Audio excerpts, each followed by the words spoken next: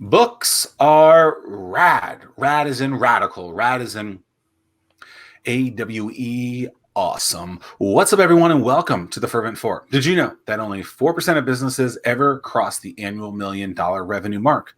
Hello, I'm Zack Miller, author of Anomaly.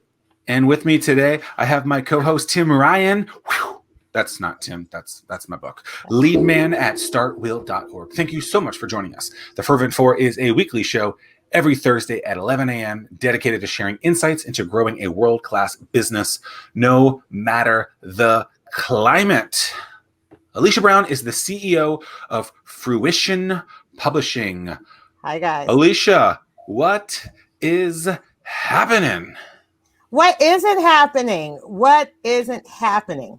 I will tell you that typically this time of year for a publishing company is very busy. So I am very busy, but it's all good. That's why we're in business, right? So that's interesting. Of course, it's always interesting when people are like, oh, I want to be busy. And then they get busy and they're like, oh, I got to. So which one is it? Which one did you want?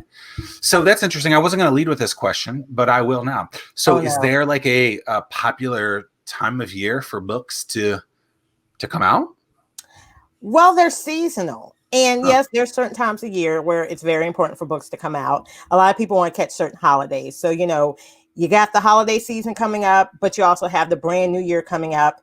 The fortunate and then unfortunate part is a lot of people want to wait to the last minute.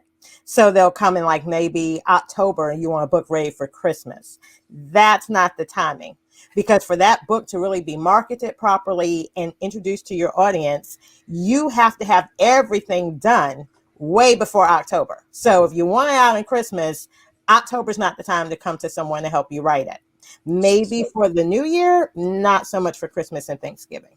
So the stuff that you're working on right now, what would be the release date for that stuff? It's on two things. It's based on what the author's intentions are, and it's based on the author's platform. So, certain people we have coming out, they're so perfect for the new year. What their messaging is perfect for the new year. We do have some people that are coming out with like more of a holiday Christmas thing.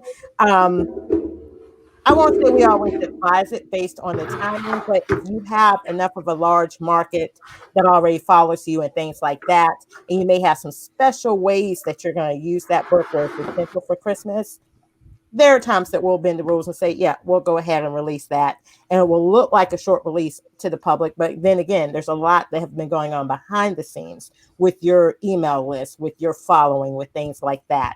What did you say? Platform and intention? Is that what you said? A platform and intention, yes. Because you attention or intention? ATT?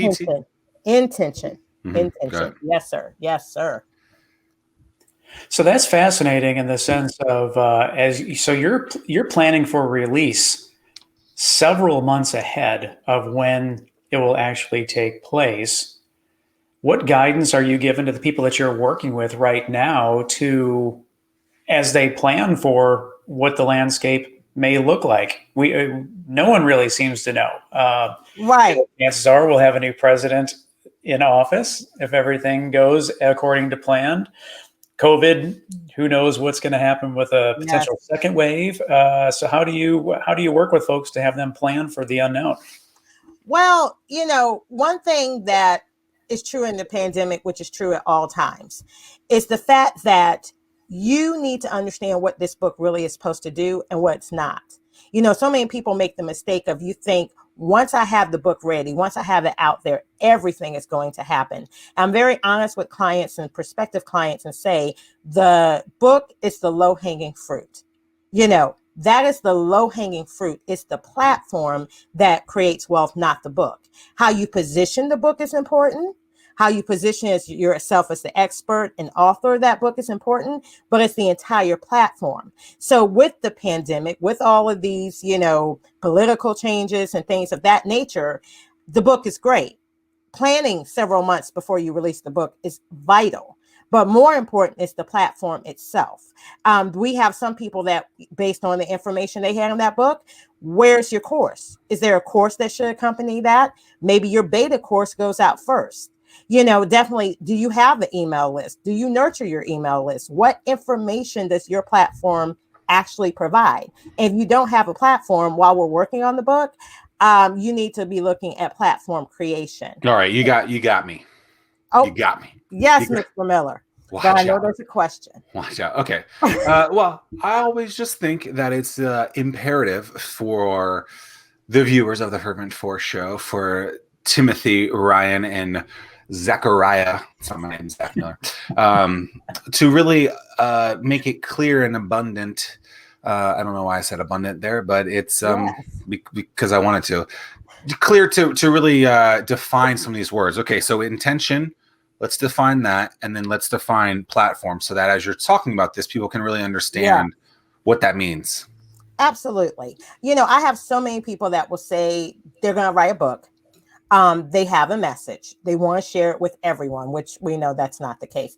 But anyway, they want to share this message, whatever it is, with everyone, and they want to become a New York Times bestseller. Okay.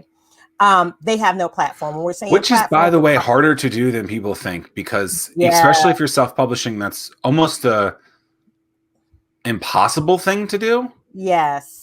And let's be even honest, if you sell a lot of books. Absolutely. Everything is strategy and systems. New York Times bestseller really boils down to money. I hate to burst your bubble. It boils down to money. And if you look at anyone, that majority of the thought leaders, the influencers, the names that you're modeling yourself after, that you want to become this best New York Times seller, it's not because your book is all that great. I'm not saying their books were not great, but it's not because your books it's just so, the messaging is so phenomenal and you sold it to so many people, then it becomes a New York Times bestseller. There's strategy. There's a lot of money that goes into that. And not to mention that if you are positioned to become a New York Times bestseller, you're only going to get pennies on the dollars for every book that's sold. So for those people that you see, majority of them, like a Tony Robbins, they have programming where it would make sense for a $250,000 to $1.5 million investment to become that New York Times bestseller and only get pennies on the dollars for those books. So would you say it's safe to say that they're doing it to have that quote unquote icon on their website, that line item that said, that banner, if you will, that says New York Times bestseller, and that's the reason why? Absolutely. And they can carry it. I mean, you look at the business that a Tony Robbins does, or you can look at a Michelle Obama. But they don't make money on the book. They make the money on the other things, which is the platform, is what you're saying? That's the platform. Ooh, look, we got it here. Damn. So you have to be clear. And bam, Emerald Lagasse. Hey. Or whatever his last name is. You don't know what you don't know. Most authors come into this, you don't know what you don't know. You have these vision and ideas. I always tell people that publishing is a collaborative relationship. So we have to do the education. We have to be clear on your vision, and then we have to be clear on your expectations, and then clear on the work you actually need to do. And it's not for the faint at heart, just like entrepreneurship. Okay, so how